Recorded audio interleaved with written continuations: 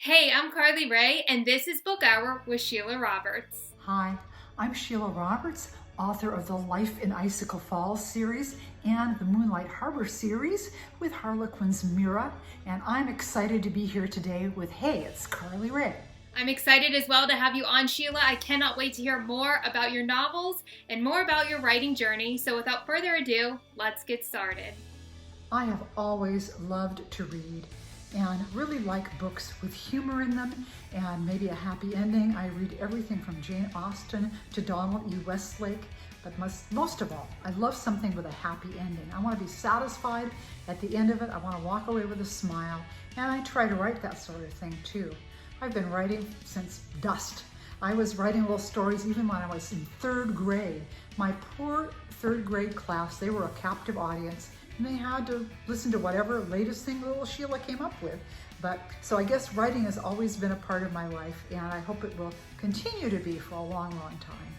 If I had to offer my beginning self some advice, I would say, will you just pick a horse and ride it? Settle in on what you want to write. When I was first writing, I was all over the landscape. I was writing Regency romances. I tried writing a mystery. Oh my gosh. I did that 7 different times, each with a different killer. I finally decided I don't have the brain for mysteries. And I finally settled into what I wanted to write, which was women's fiction. But I think it's probably good advice for all authors. Pick what you really want to write and stick with that. And it's a lot easier to build a career when you know who you are as a writer. My new book, Sunset on Moonlight Beach, features an anchor character in this series, Jenna Jones. Poor Jenna, when we first met her, she had just gotten a very unusual birthday present, a divorce. And to make matters worse, she was having to pay spousal support to her artiste husband, who this was a struggling artist.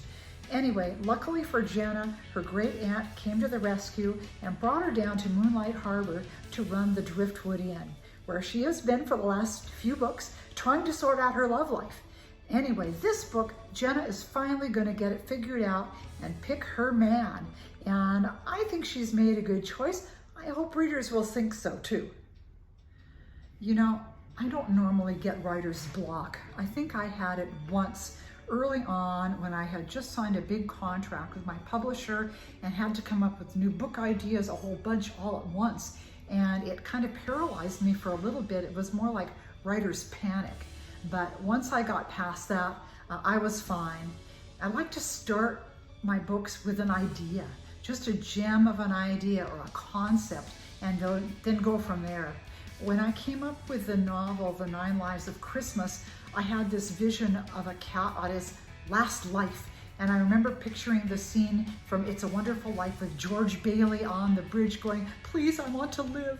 And I thought, oh my gosh, what would some poor cat do if he was on his 9th life and he wanted to make it last as long as he could? And the book just spun out from there. I do try to pretty much, I wouldn't say outline, but have the skeleton in place for my story. And then I can build on that. I want to at least know where I'm going, where I'm going to end up, and then I can fill in the parts as I go along. I'm not what they call a pantser.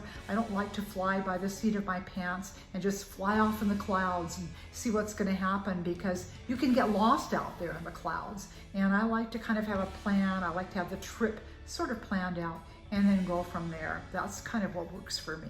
So far, it's been working pretty good. Here was a fun inspiration on how I came up with one of my book ideas. When I wrote the book On Strike for Christmas, it was supposed to be to punish my naughty husband, because his attitude about gathering with my big, noisy, obnoxious family was not a good one. And so I told him, I'm going to put you in a book. And he said, all right. And of course, he thought that was great fun, being in a book. The book was about some women going on strike for Christmas and putting the men in charge because they were tired of doing everything. And it turned out to be a very popular book. It was made into a movie for the Lifetime channel. And so my plan to like humiliate and bring my husband to heel kind of blew up in my face, because of course the book got made into a movie and he's very proud of himself for that. So much for teaching my husband a lesson, right? Anyway, it was a fun book, and it was just funny how I came up with that idea. It just came up out of the blue. I thought, what would happen if a bunch of women decided they needed to teach their men a lesson? Anyway, that was how that book came about.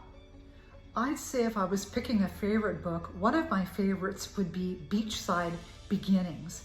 I wrote that book about primarily a woman who was coming out of an abusive relationship and rebuilding her life. There are some other characters in there too who are doing the same thing, hitting restart on their lives, determined to make their lives better.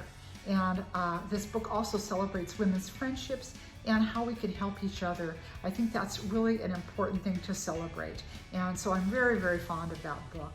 Another favorite book will be coming out here this Christmas, and that's A Little Christmas Spirit. And that's a Scrooge story. And I gotta say, A Christmas Carol is one of my favorite all-time stories. I think it's brilliant. And this is a little bit of an homage to that. And so I'm hoping readers will enjoy that as well. So anyway, it's hard to pick a favorite though, because whatever book you're working on at the time is usually the one you're in love with the most. Of course, I love to write, but I also love to socialize. And so sometimes my writing life actually revolves around my social life. I always make time to write though every day, and I put in several hours a day. I have a laptop, which means I can write anywhere. I don't write at a cafe or anything like that though, because I'm such a nosy thing. I'm easily distracted, and I would just be happily sitting there eavesdropping on people's conversations and looking around. And so I just sit on my couch with my laptop and spin away my stories. And then after I'm done spinning, then I can go to Starbucks and reward myself with a latte. I would love readers to take away from my books a smile. And I'd like them to feel encouraged and just happy that they took some time to relax and spend some time with me. My big goal is just to make the world a happier place, and I hope I succeed at that. Thanks for watching my book hour on Hey, It's Carly Rae. I enjoyed chatting with you. You can get my books wherever books are sold, and I hope you'll check them out. And please hang out with me on social media. You can visit my Sheila's Place website or Facebook or Instagram. Check out the links below. Happy reading. So that concludes today's Book Hour episode featuring Sheila Roberts. I really enjoyed hearing her story and all about her novels. If you guys want to check out more from Sheila, all the links are in the description below. You guys can also go to HeyitsCarlyRae.com because there's an exclusive interview on there for you as well. You guys can also follow me on social media. Again, the links are in the description below. Give this video a thumbs up and subscribe. And stay tuned because I have more authors coming your way. I hope you guys have an awesome day. Bye!